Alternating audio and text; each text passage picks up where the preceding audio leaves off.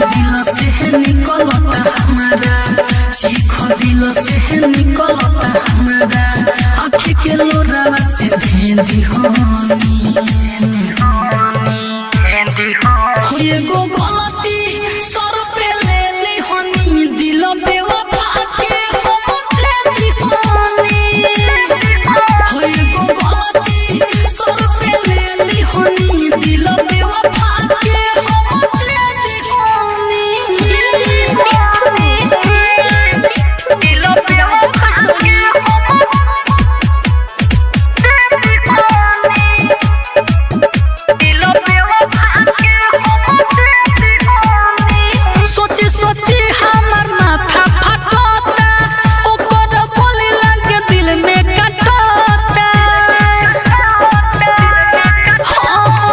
सोची सोची हमर माथा फटता, ओकर बोली लगे दिल में कटता।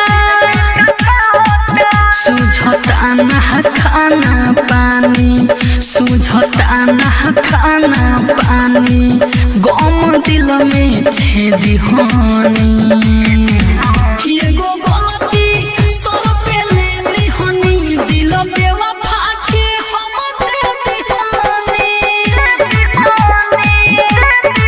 हो एगो गलती सर पे ले ली होनी, दिल बेवफा के हम दे दी होनी दिल बेवफा के हम राजा पटसोनी रिकॉर्डिंग स्टूडियो दिल बेवफा के हम दे दी होनी।